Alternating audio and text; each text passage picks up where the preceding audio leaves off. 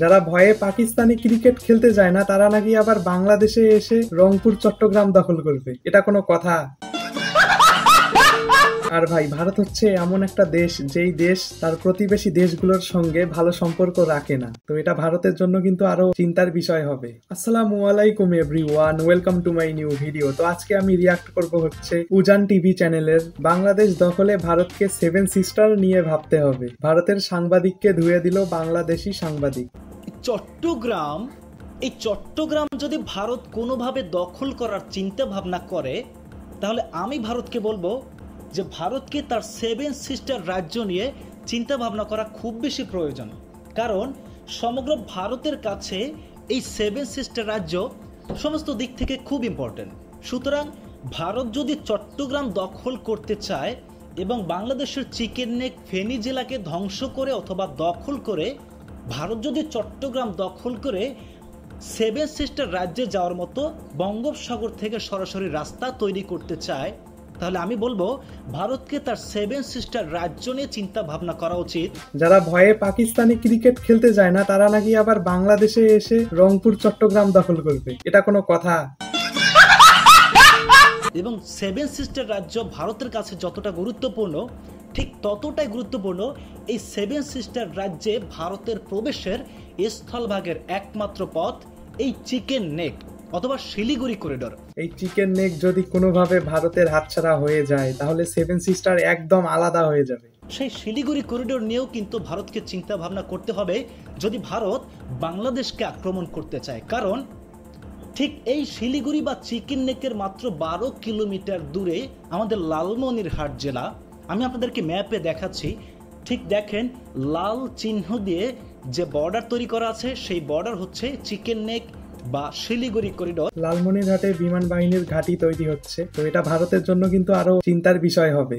ঠিক শিলিগুড়ি করিডোর থেকে 12 কিলোমিটার দূরে লালমনিরহাট জেলায় আমাদের বাংলাদেশ বিমান বাহিনীর কিন্তু ঘাঁটি তৈরি করা আছে, যেটি 1947 সালে বন্ধ করে দেওয়া হয়।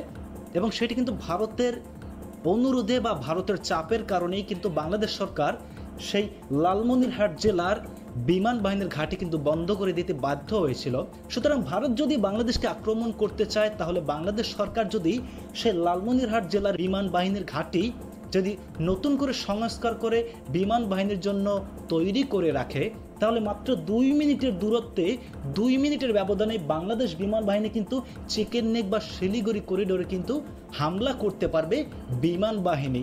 এবং সেই বিমান বাহিনী যদি চিকেন নেক বা করিডোরে শিলিগুড়ি করিডোরে যদি হামলা করে তাহলে মাত্র কয়েক মিনিটের ব্যবধানেই সমগ্র 7টি রাজ্য বা সেভেন সিস্টারের সাথে সমগ্র ভারতের কিন্তু যোগাযোগ ব্যবস্থা একদম বিচ্ছিন্ন হয়ে পড়বে।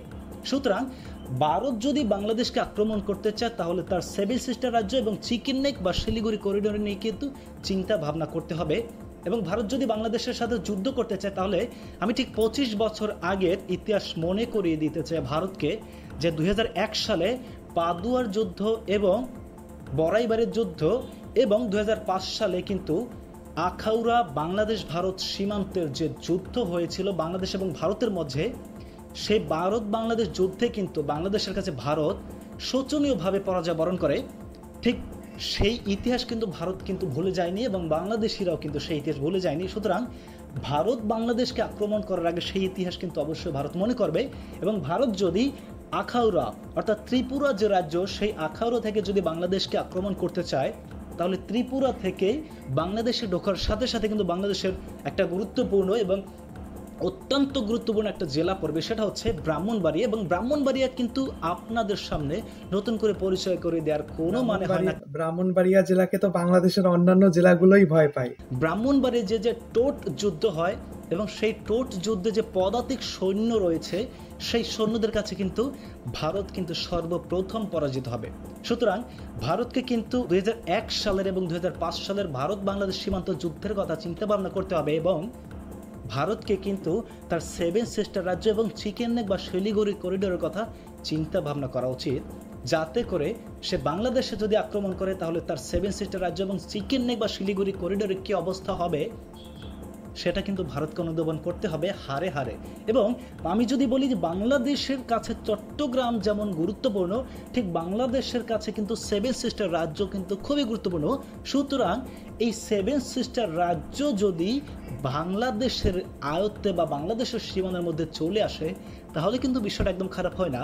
কারণ বাংলাদেশ কিন্তু সেভেন সিস্টার রাজ্য দখল করাটা খুবই সহজ। কারণ বাংলাদেশ যদি কোনোভাবে বিমান বাহিনী দিয়ে এই চিকেন নেক বা শিলিগুড়ি করিডোরে হামলা করে, তাহলে নিমিষেই এই সেভেন সিস্টার রাজ্য কিন্তু বাংলাদেশের আয়ত্তে চলে আসবে। সুতরাং বাংলাদেশকে ভারত যদি হামলা করতে চায়, তাহলে তার সেভেন সিস্টার রাজ্য এবং চিকেন নেক নিয়ে কিন্তু খুব বেশি পরিমাণে চিন্তা ভাবনা করতে হবে। তো কিছুদিন আগে রিপাবলিক বাংলার ময়ূক রঞ্জন ঘোষ হকার সাংবাদিক চট্টগ্রাম দখল করা নিয়ে একটি নিউজ করেছিল। তো সেটারই রিপ্লে দিয়েছে উজান টিভি। তো খুব সুন্দরভাবে ভারতকে বুঝিয়ে দিল উজান টিভি। আর ভাই, ভারত এমন একটা দেশ যেই দেশ তার প্রতিবেশী দেশগুলোর সঙ্গে ভালো সম্পর্ক রাখে না। তো এই ছিল আজকের ভিডিও। যদি ভালো লেগে থাকে তাহলে অবশ্যই লাইক দিবেন, আর যারা চ্যানেলে নতুন তারা চ্যানেলটিকে অবশ্যই সাবস্ক্রাইব করে দিবেন এবং কমেন্ট করে জানাবেন ভিডিওটি কেমন লাগলো। দেখা হচ্ছে পরের ভিডিওতে। Thank you so much for watching. আল্লাহ হাফেজ।